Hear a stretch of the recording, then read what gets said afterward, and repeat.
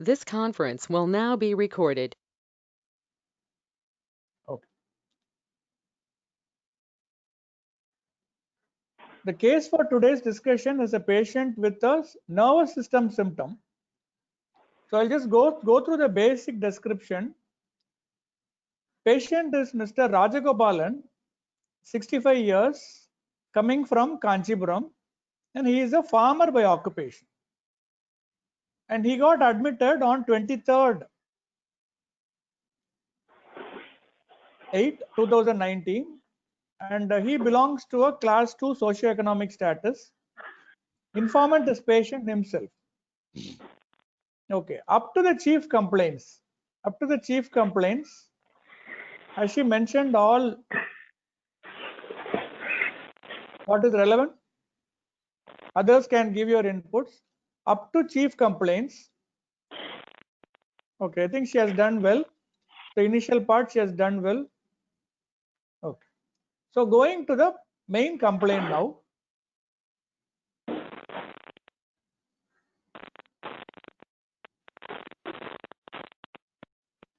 So the main complaint is inability to use the right upper limb and lower limb for the past 2 days, and deviation of the mouth to the left side for the past 2 days. These are the primarily the two complaints which has been put forth by the patient.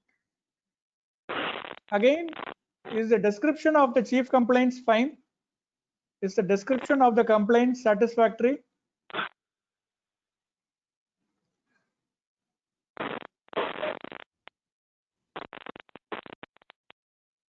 Fine. The description of the complaint is also satisfactory.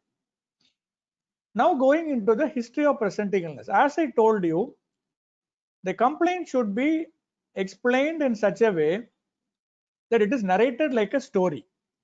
Okay, she has done it to a reasonable extent. Let's see how we can modify it. Patient was apparently normal 2 days back. He was normal when he got up. So he got ready and went by walk to his farm. After some time, when he was working in the farm, he was feeling difficulty to use the right lower limb.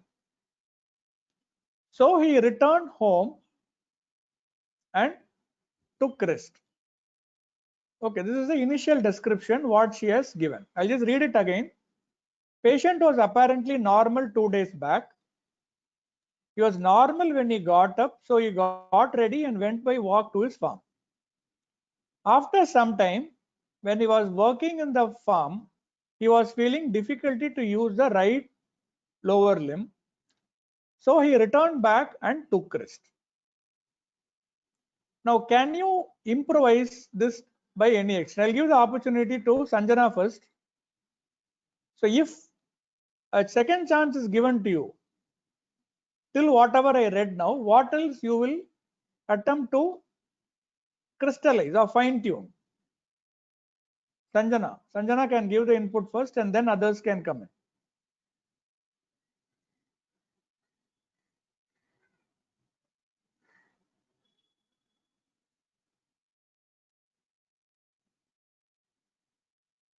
Okay, Sanjana feels that nothing much. So others, would you like to contribute till now whatever I have read now? Would you like to add anything or would you like to fine tune anything?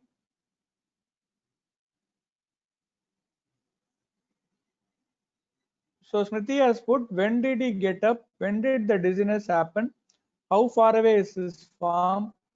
What kind of work was he doing until then? Okay, any other? How did he come back? Anything else? Little bit more. Okay, to some extent, Smriti has Satak feels that precipitating factors like exertion, type of activity, emotional status. Okay.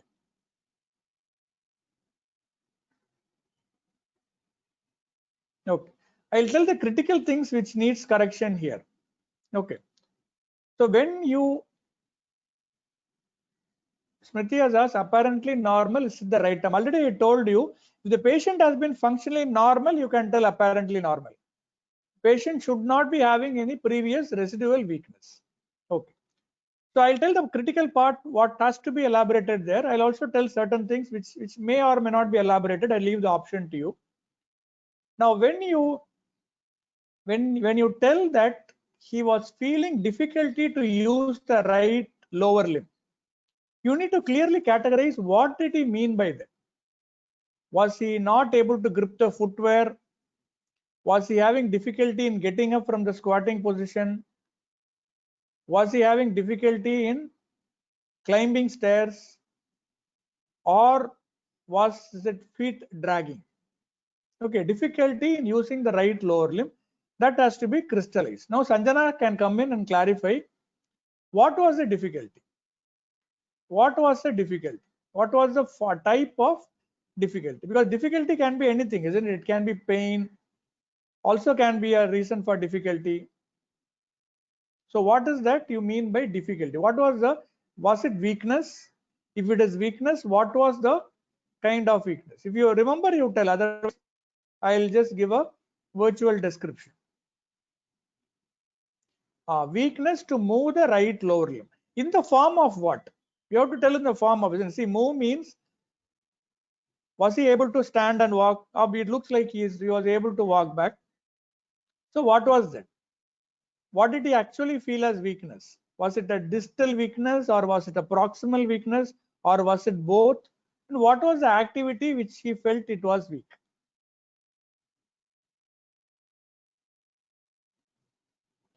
Okay, difficulty in walking, so stepping foot. Okay, so you can clarify that. Okay, so I will correct that here.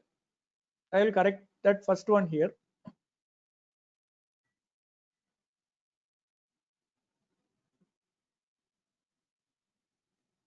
So difficulty to use the right lower limb. I am just editing it.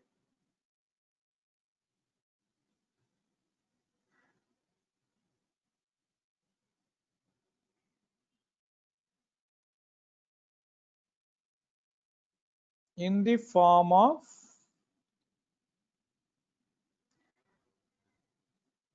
lifting his foot. Okay, now you need to also clarify. So this is predominantly, it looks like a distal weakness. Okay, so I'll just fine tune, let me put little bit more. Now if you can, okay, certain things what you can add here is that, as Smriti told, you can mention at what time he woke up. That is one thing.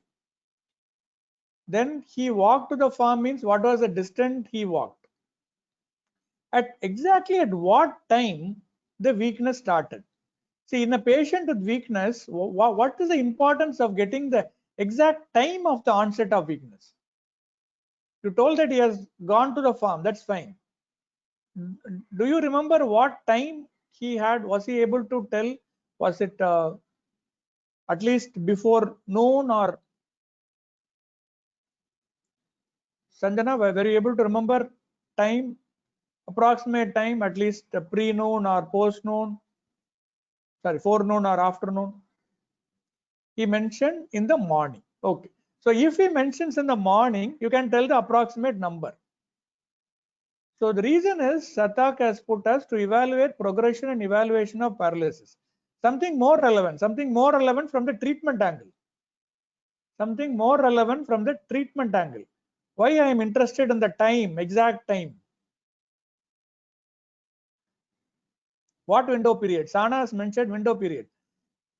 Smriti, thrombolysis. Okay, so thrombolysis, you need to have a time, isn't it? So that is why we need the time to be mentioned. Okay, so I'll just put the thing here. Difficulty to use the right foot at what time? Some people will be able to tell that time because it's only a two days history, so we'll be able to tell that time. So now you have told, so he has returned back. How did he return back? Did he walk? Okay, this has to be asked. Did he walk? Did he need support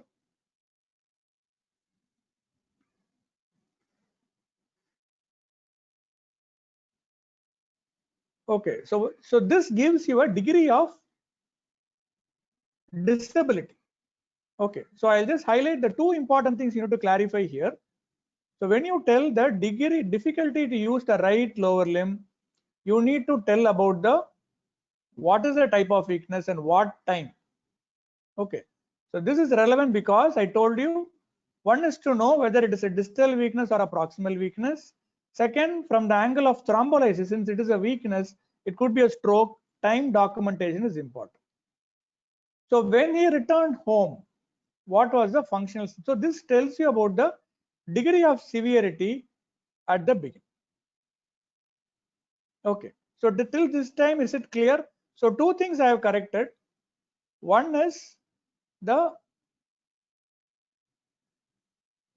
by walk, since he mentioned his home was inside the farm. Fine. Okay. So he walked on his own. Okay. So this is important. So we can tell that he returned home. He walked on his own. So if the patient is having a weakness, but is able to walk on his own, what do you think is the power of the lower limb? Patient is feel that he is having a weakness, but he is able to walk around 4. Very good. So the grade is at least 4. 3, no, we cannot tell 3. It is at least 4. Without grade 4, you won't be able to walk. Anything less than grade 4, you won't be able to walk. So it looks like he had a grade 4 of weakness. Okay. Then he took rest. Did the weakness improve after taking rest? Sanjana, did the weakness improve after taking rest? No. So that has to be mentioned. Okay. So you have to mention that, and he took rest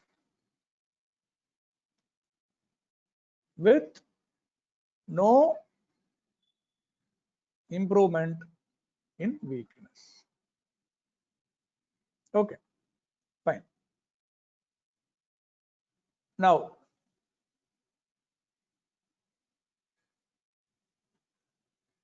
took rest with no improvement in weakness. So I am correcting that also. Now, in the evening, again you have to mention the time. Okay, if possible, you have to mention the time. So that I'll correct. So I'll read the next few sentences. In the evening, the patient had difficulty in raising his hand and reaching out objects in the right upper limb. Okay. So this sentence, would you like to correct anything? Again, Anjana, I'll read it again. In the evening, the patient had difficulty in raising his hand and reaching out objects in the right upper limb. So can anything be improved here? One thing I already put time. Anything else you want to improvise there?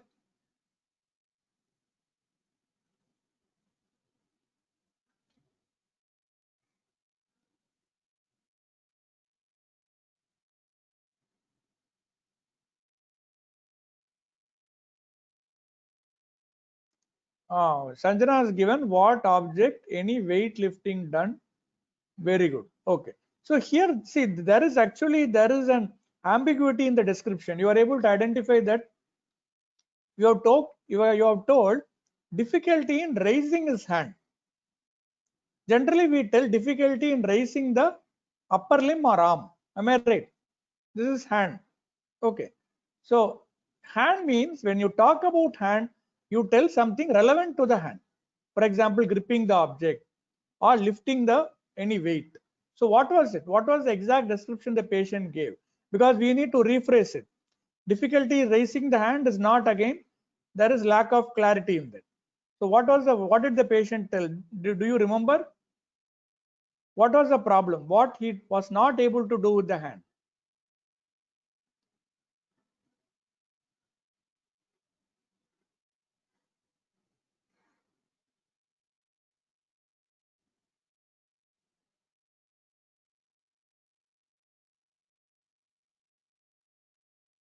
He said felt weakness and attempted raising it.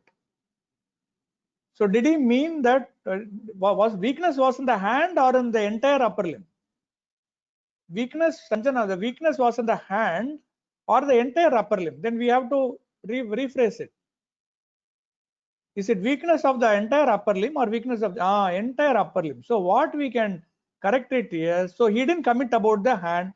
So what we will tell is that we should ask for it. So what we will revise it. Patient had difficulty in raising his right arm. Right arm. Okay, so I will take out the and reaching out to objects in the right upper limb. That is expected. See, when an individual is not able to raise the arm, I will remove it. See, generally, when is this reaching out to an object relevant? Reaching out to an object. When is this question relevant? Because I am telling here that reaching out for an object is not relevant in this patient because he already has a weakness of the arm. So in which situation reaching for an object becomes relevant?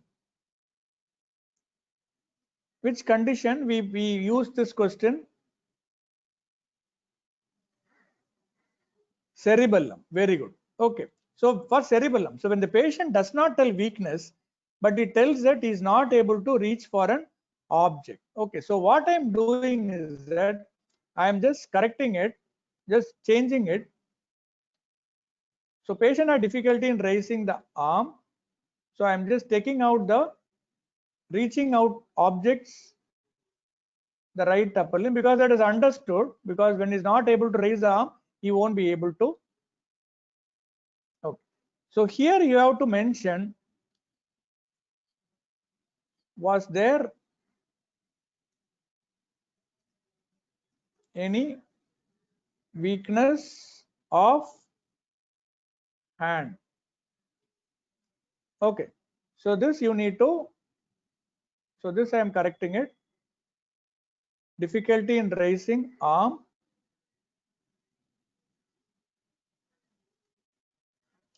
Was there any weakness of the hand? So was there any weakness of the hand? Did the patient tell, or you don't remember also? You can tell, no problem. Do you remember having asked about this hand weakness? If you do not remember, you leave it. We can, okay, you don't remember, fine. So this has to be asked, remember, okay. See, whenever what you have to remember is that in the first situation, the patient had weakness of the foot, but he was able to walk home without any support, which means that the proximal limb power was reasonably good. Similarly, in the upper limb, he had difficulty in raising the arm, but we didn't ask about the distal. So always remember, when the patient is telling a distal weakness symptom, you should always ask the proximal and vice versa also. Okay. Now you need to add something here. See, the patient weakness started in the morning. Now we have described till the evening. Okay. Now you need to elaborate whether the weakness which was there in the upper limb remained the same or not. Okay. So you have to tell at this point of time the lower limb weakness remain the same. Okay. So this we have to clearly follow up the progression. So here I have corrected telling that at this point of time the lower limb weakness remained the same. So by this I am telling that there is a lower limb distal weakness and the upper limb proximal weakness. Okay. So till the beginning of the day up to the end of the day. Okay. We are clearly bringing out the patient had a new onset acute weakness of the right lower limb, which is more distal, and acute onset weakness of the right upper limb, which appears to be more proximal. Okay. And this is the status at the end of the day. Is that clear till now? Is the description of the history clear till now?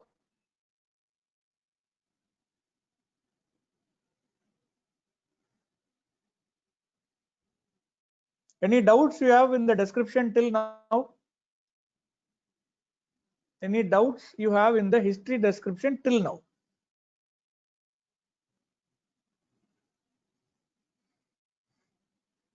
Okay. So now, fine. Now, can we add anything here now?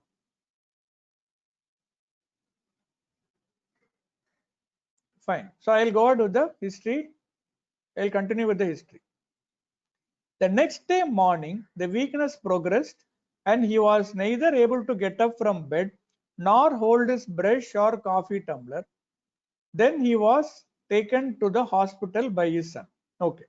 Now here, Sanjana, I need some questions, some clarification here. Now next day it appeared that the weakness worsened. Okay. You need to separately comment on the upper limb weakness and the lower limb weakness. Okay. Was he able to move the upper limb at all? You're told that he was not able to hold the tumbler or the brush, fine. But was he able to move the upper limb at all? Was it a total paralysis or was it worsening weakness? Like from grade 4 to grade 3?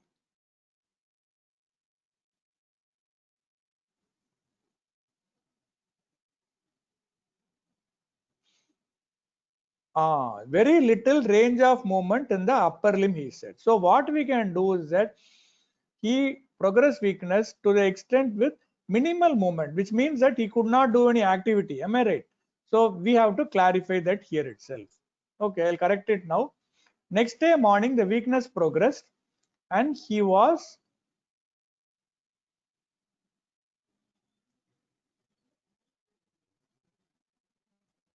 able to move the right upper limb only minimally. Okay, so this we are mentioning that next day morning it is only minimally, which means that he could not do any functionally significant things. Okay, then he was not able to get up from bed.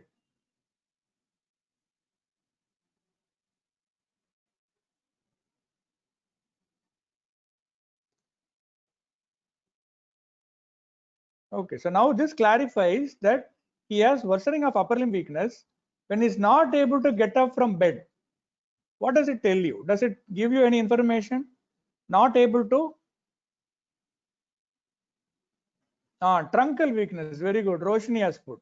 So which means that there you are bringing in the new onset weakness of his trunk also. Okay. So now let's go ahead with the presentation. Then he was taken to hospital by his son. But here you need to tell what happened to the lower limb. What happened to the lower limb? So this we need to elaborate, isn't it? So the upper limb weakness worsened, but did the lower limb weakness also worsen? Sanjana, did the lower limb weakness also worsen? If you remember, you tell. Lower limb he wasn't able to move. Very good. So that you need to bring it here itself. Okay. He was not able to get up from the bed. He was not able to move the right lower limb.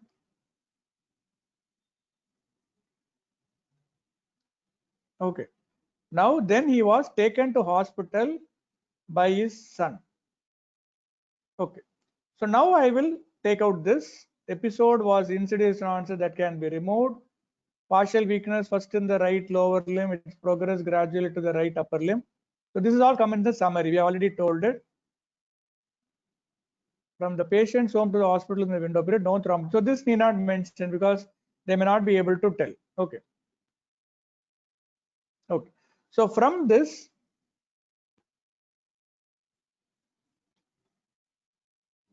we need to. So what we have told so far is that on a day's morning, he had weakness of the upper limb, more of a proximal weakness. Distal we don't know. Then he had lower limb, which was more distal. The next day morning, approximately in 24 hours, worsening of weakness of the upper limb and the lower limb. Now, what is the next thing you should tell? See, remember, you have to narrate it like a story. You have told about the weakness of the right upper limb and the lower limb. What is the next sentence you have to put? What is the next sentence in the motor system you have to put? You have conveyed that the patient is having a progressive acute onset weakness of the right upper limb and the lower limb. Truncal weakness already you have told. You already told that. Anything else? How was his left upper limb and lower limb? How was his left upper limb and lower limb? Is it important? And why? Normal. Why is it important? Why should we mention specifically that his left upper limb and the lower limb appear to be normal? There was no weakness of the left upper limb and the lower limb. Why that mention has to be made?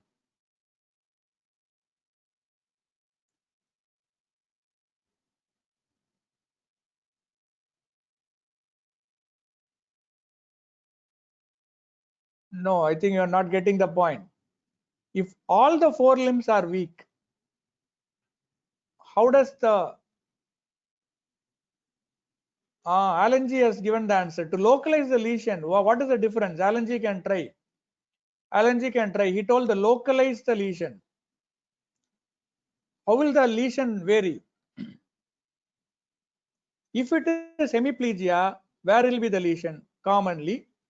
If it is a quadriplegia, where will be the lesion? Commonly. Common side.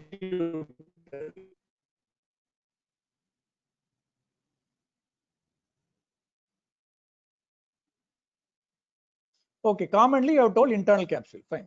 If it is quadriplegia, the lesion is commonly present in the cervical cord. Okay.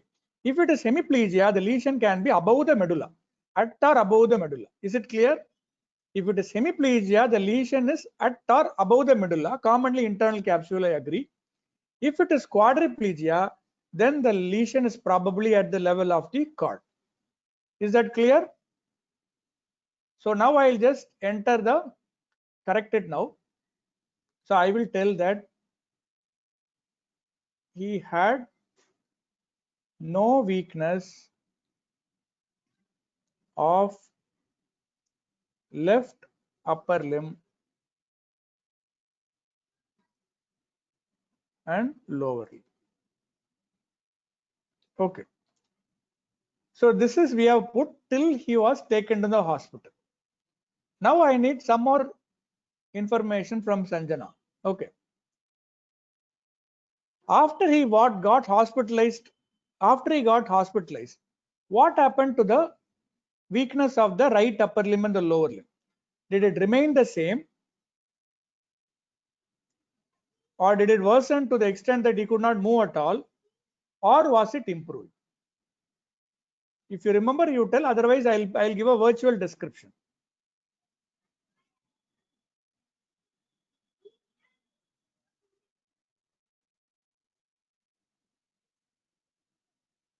So after he got admitted, what happened to the, he told it's the same even now has in worsen. Okay. So what we will tell is that you have to mention it, progression of the weakness. So when did you see him? From the onset of weakness, and when you questioned him, what was the difference in the days? How many days after the onset of weakness you saw him?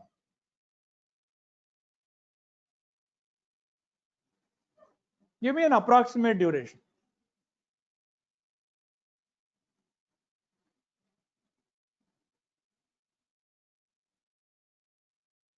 As in worsen.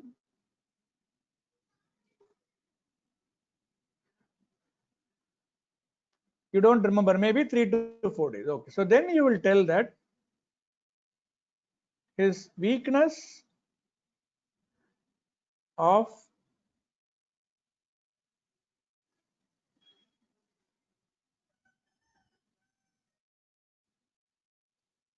the weakness remained static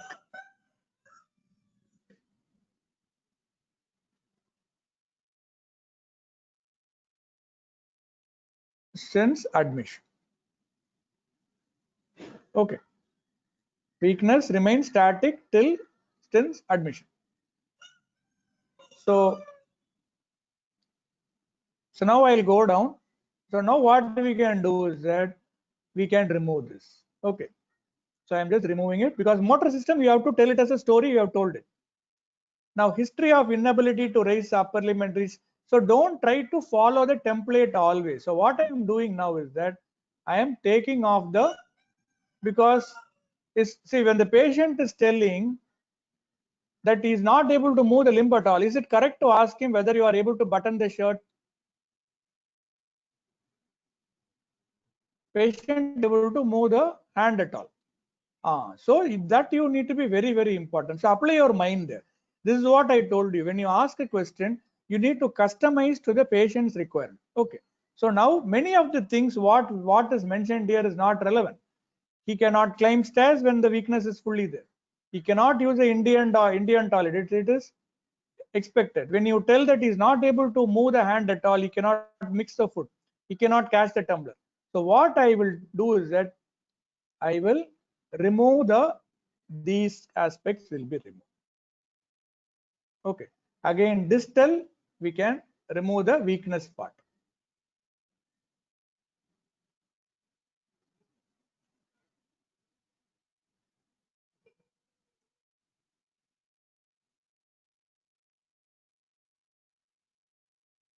Okay, so this I will remain it. Okay.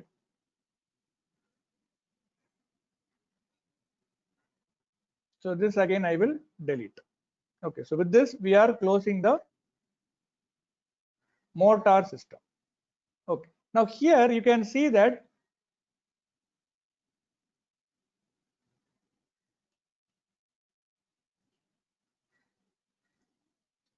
see what Smithy has mentioned is that we don't have to ask him, sir, but when the case sheet itself you write like a story, it's understood. So when you tell that he is not able to move the upper limb and lower limb, automatically there are a lot of questions which is not applicable. Okay, so you need not describe that's understood. It's basic common sense. So I don't think, because if you ask those questions, it will be insulting to the patient.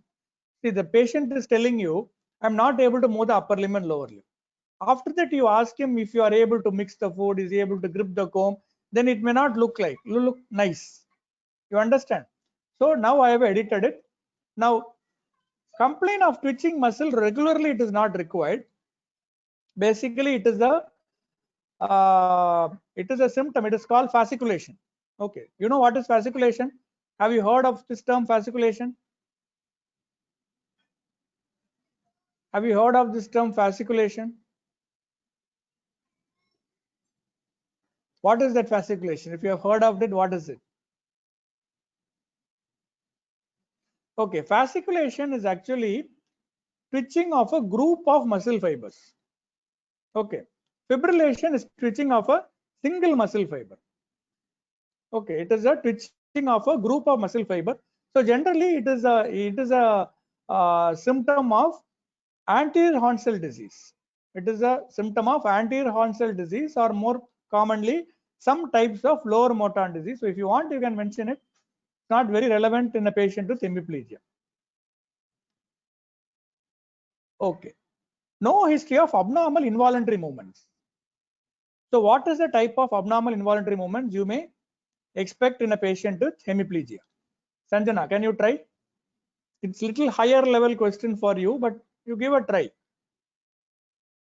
Can you get any involuntary movements in a patient with hemiplegia? I would not have actually raised the question if you had not mentioned it, but very good. Hemibalismus, very good. So when there is so you can get three types of involuntary movement. You can get athetosis, you can get chorea, you can get hemibalismus. Okay, three things. So when there is the involvement of the basal ganglia, very good. So you can get some involuntary movements. So that's fine. Okay. So now I have closed the Motor system history. Is it clear? Description of motor system history. Is it clear? Description of the motor system. Is it clear?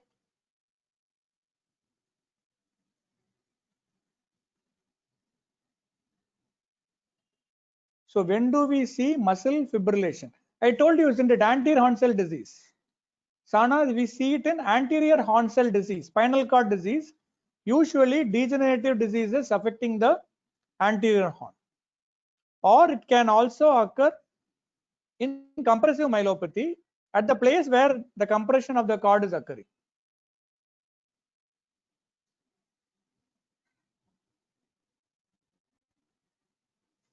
No, fasciculation is basically twitching of the muscle group only. Oh, you mean muscle fibrillation? Sorry. Fibrillation we see only in the tongue. Fibrillation we see only in small thin muscles like heart, which we cannot see. In the tongue you can see fibrillation because you are able to straight away visualize the muscle of the tongue. Fibrillation you can see it in the tongue. Anyway, it's not that relevant at undergraduate level. So we'll go to the sensory now.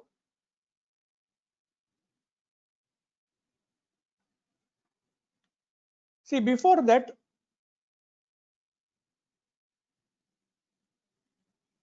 chief complaints mentioned, Chandani has asked, mentioned deviation of the mouth to the angle.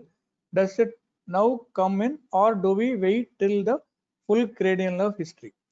Okay, that is what I was about to discuss. You need to move the cranial nerves above. You need to move the cranial nerve above. Okay, so what I will do now is I will move the cranial nerve above because after the motor system we have to move the cranial nerve. So I will take out the cranial nerve now.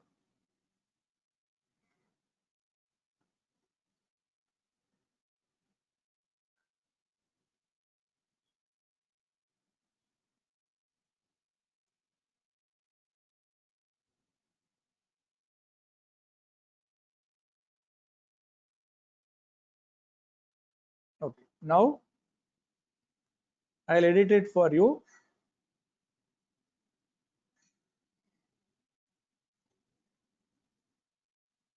Okay. Now, Sanjana, I need some inputs from you. When did you notice the when did you notice the deviation of the angle of the mouth? Was it on the first day or on the second day? And we need to give more description. The day when he got admitted. So which means on the third day, am I right? First day he got the weakness or second day?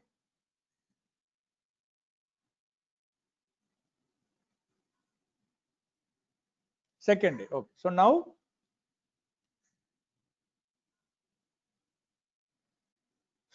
what we can do is that along the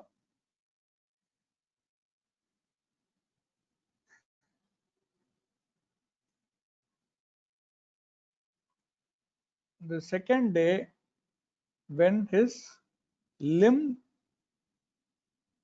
weakness worsened,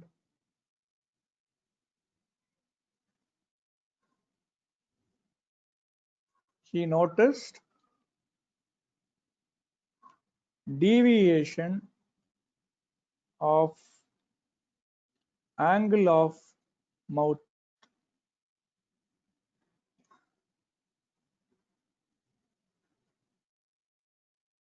Deviation of angle of mouth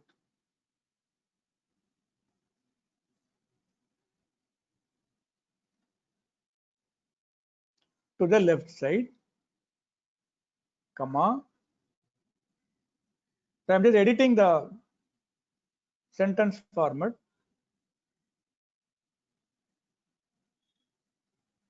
Drooling or saliva from the corner of the right mouth. Okay. So now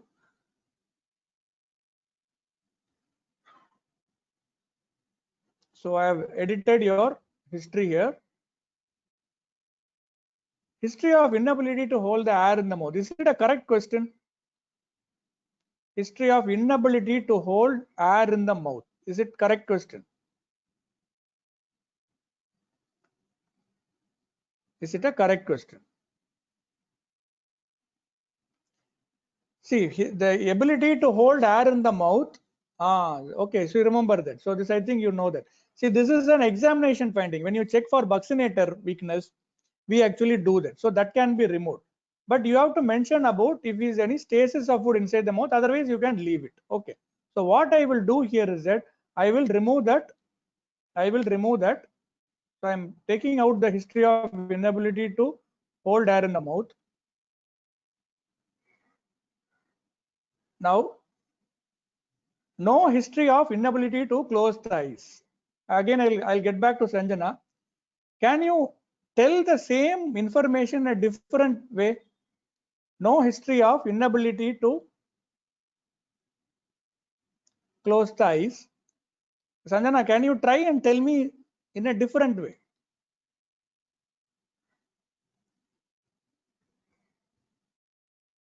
Okay, I'll give the answer. I'll give the answer. You tell me which is better. This is one way of writing. What you have given, that no history of inability to close the eyes. Able to close the eyes. You understand? So you tell the normal thing always. So what you tell is that, so here you mention he was able to close the eyes normally. Okay. Appreciate taste normally.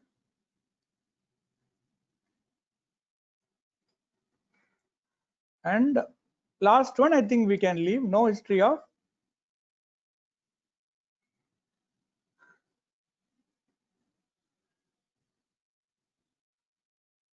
of increased intensity. That's fine. Okay, so he was able to. So I am changed it. These two things. Okay. Is it clear why I edited it? Why I edited the questioning seventh now? Is it clear? Sanjana, is it clear? Okay. Now, basically what you are trying to ask is that increase intensity of sound, pain in the sound. That is more for lower motor neuron, but you can ask, nothing wrong in that. Okay, fine. Now after this, hyperacusis. Hyperacusis is required only when there is a history suggestive of element involvement. Routinely, you can ask, nothing wrong in asking, but the priority should be given when it is more of a element. Okay. Now we have to move the cranial nerves above. Since we have elaborated this, we have to move the cranial nerve again. Was there any improvement in the seventh nerve weakness? Again, Sanjana has to give us the information. What happened to the seventh nerve weakness when you saw him?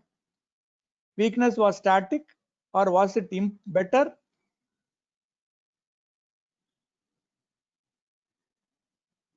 How was the weakness of the seventh nerve? Was it static or was it better? It was static. So you need to mention every weakness. You have to tell the progression. Okay, so I will add it. The facial weakness remain static. Okay, so we have described the weakness and we have described the progression also. So now I am moving the entire cranial nerve above because we need to move the cranial nerve above.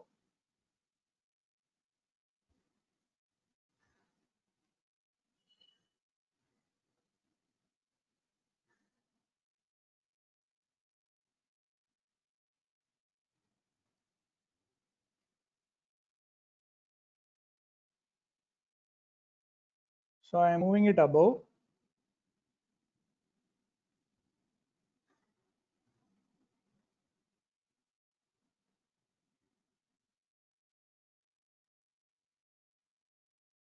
Okay, so now what we will do is that we'll quickly go through whether the format is right. First cranial nerve.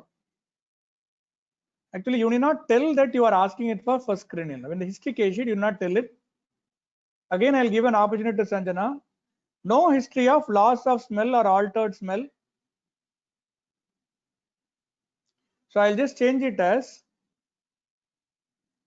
no history of loss of smell or altered smell on common full step. Second cranial nerve, no history of visual disturbance. So I am just changing it as able to see near and distant objects normally. Okay.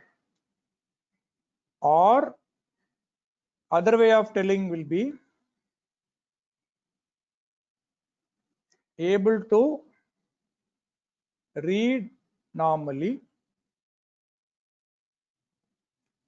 and able to see distant objects normally.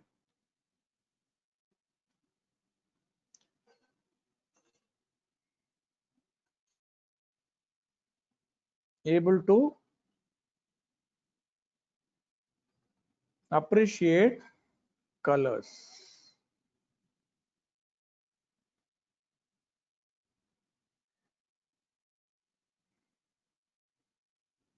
Okay. Is the correction of the second cranial nerve clear? Is the correction of the second cranial nerve clear?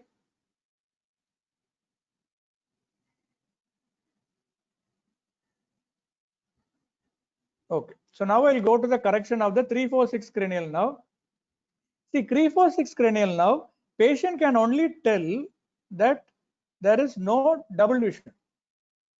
He cannot tell whether it is one side or both sides. No history of diplopia or drooping of eyelid. Okay. No need to mention this unilateral, bilateral, far, near and all. That is practically difficult to really appreciate.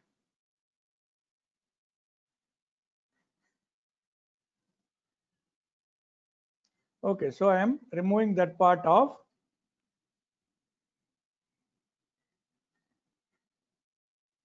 Okay, now the fifth cranial nerve, again I am going to change it as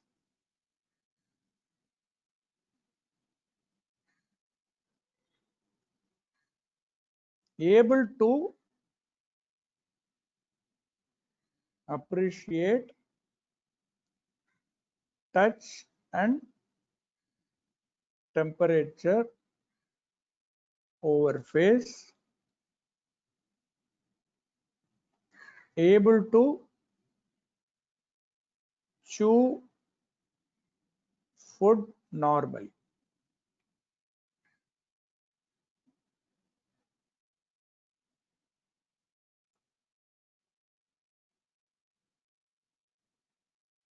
Okay, so till this is clear, I have actually changed the phrases. Lot of phrases I have changed.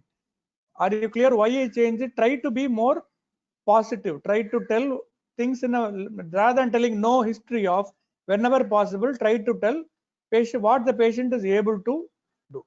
Okay. Now going to the eighth cranial nerve.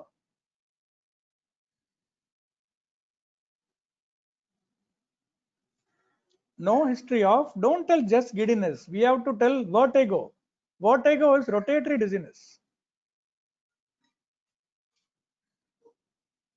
Rotatory giddiness or tinnitus.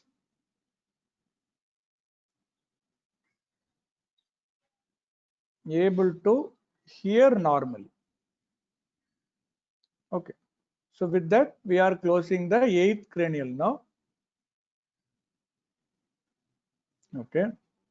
Ninth cranial now. I'll ask, and Sanjana has actually missed one in ninth cranial now. What are the questions we'll ask for ninth cranial now, Sanjana? What are the questions you'll ask for the ninth cranial now? You have missed one.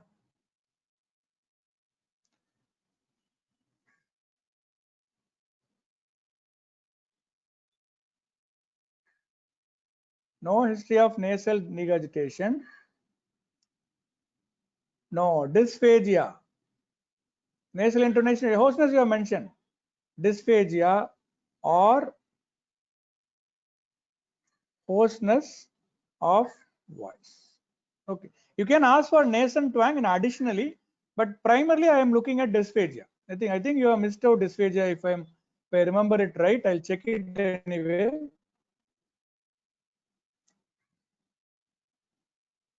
See, you have missed out dysphagia. Okay, so I have just added dysphagia. Now 11th cranial nerve.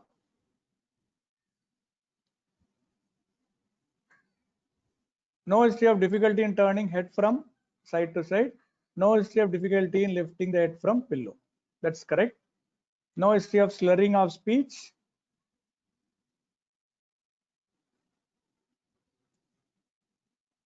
No history of difficulty in moving the tongue really inside the mouth. Okay, 12th cranial nerve is fine.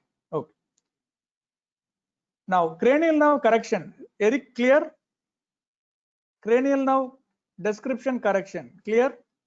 See, when it comes, because 7th nerve you are elaborating first. 7th nerve you are elaborating first, then you are telling negative for all the other cranial nerve. Is it clear? Okay. So now we'll go to the sensory. So now we will go to the sensory.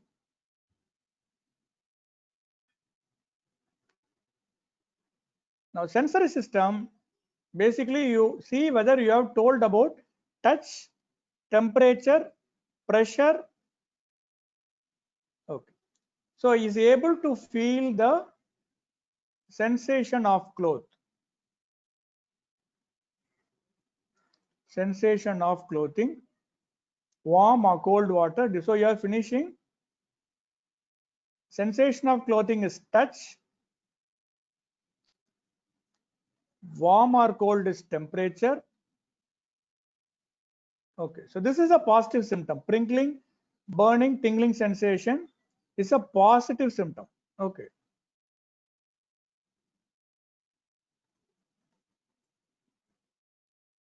Loss of decreased sensation. So this you are going to tell anyway. So numbness you can remove because we are defining the numbness. We are telling the numbness is due to touch, pain or temperature. Okay. Trophic ulcer you can remove in sensory history, is not required regularly.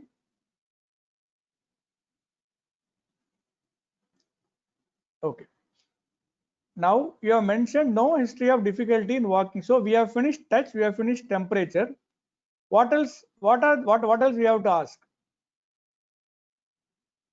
We have to ask about pressure, isn't it? So able to feel the firmness of the floor or she has no cotton wool sensation while walking. Okay, again this patient he just walked for only one day. You have to remember that. Okay, so this something this is tricky to really put this across. Okay. Again, walking in a dark room, only one day he has walked. So you can tell no history of instability in the dark. Again, only if he has walked.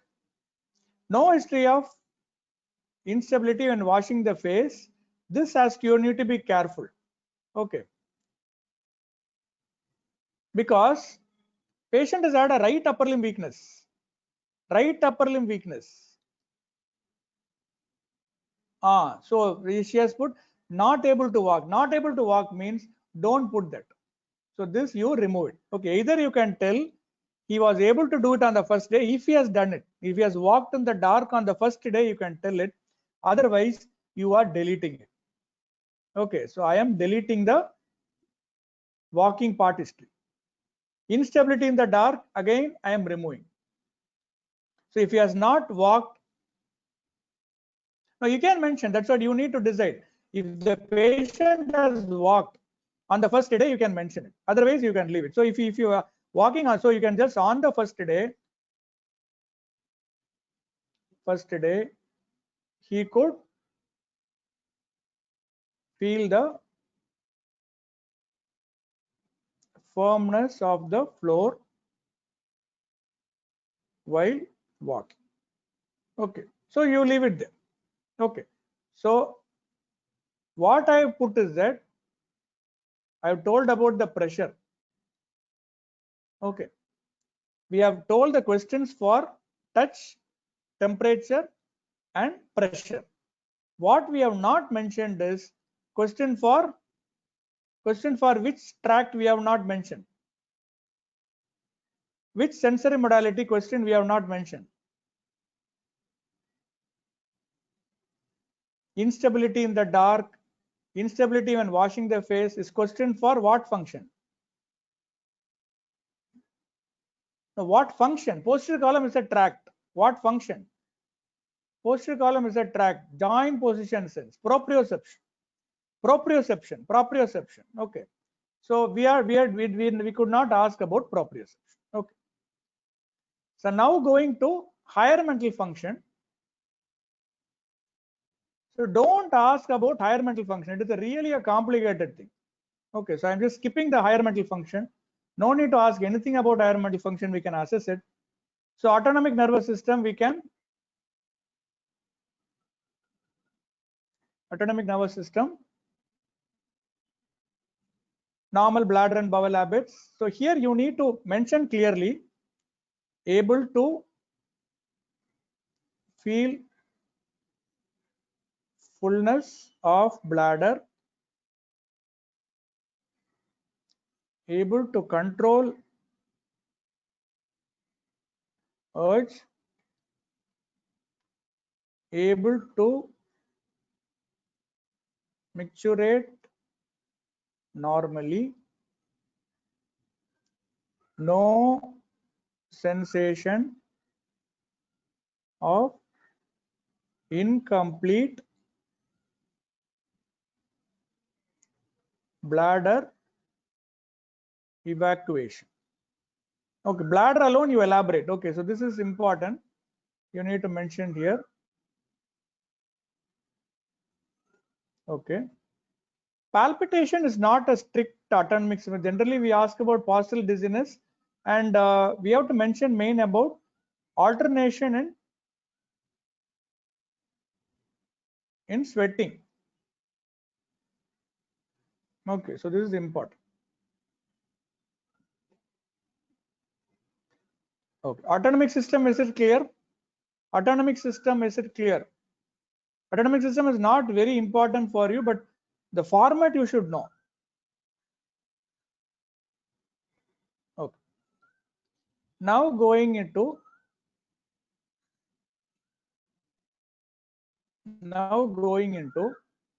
rest all fine. Rest all you have corrected. History of headache, fever, vomiting, altered sensorium, seizures, no history of trauma. Okay. Vaccination, dog bite is what purpose we ask. Though it is mentioned, I agree. Vaccination and dog bite. Why do we ask in central nervous system?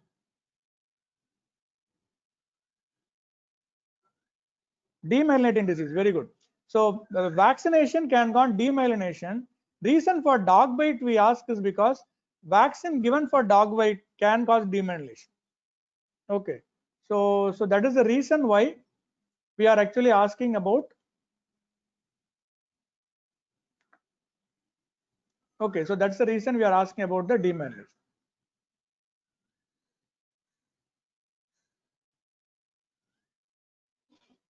So no history of other systems we have to tell, and then you have come up to the summary. Okay, rest all you have mentioned reasonably fine. I am just skipping that because we have already reached the time now. Okay.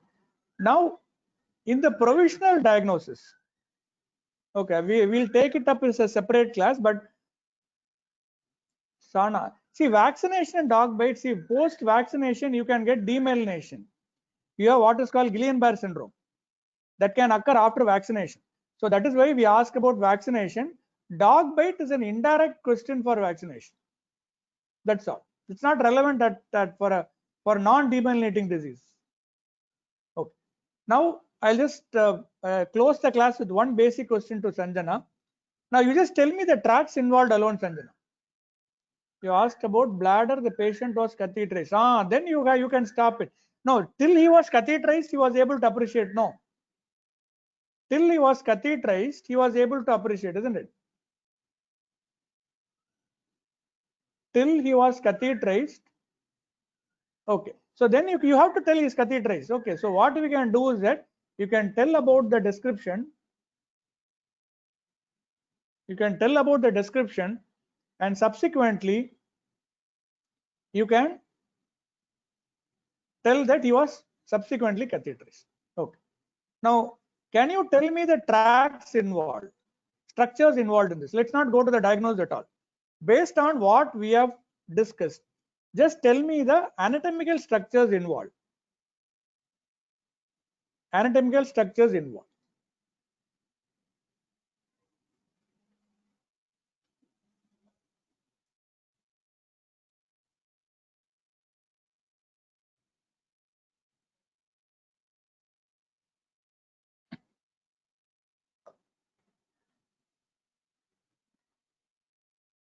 Can you tell the anatomical structures involved? With that, I'll close the class.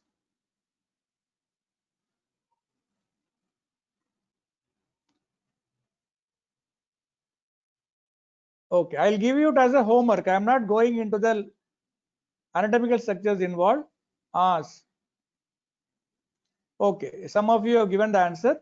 See, you have to tell that it is a motor tract is affected. Motor tract is pyramidal tract. So structures affected is pyramidal tract.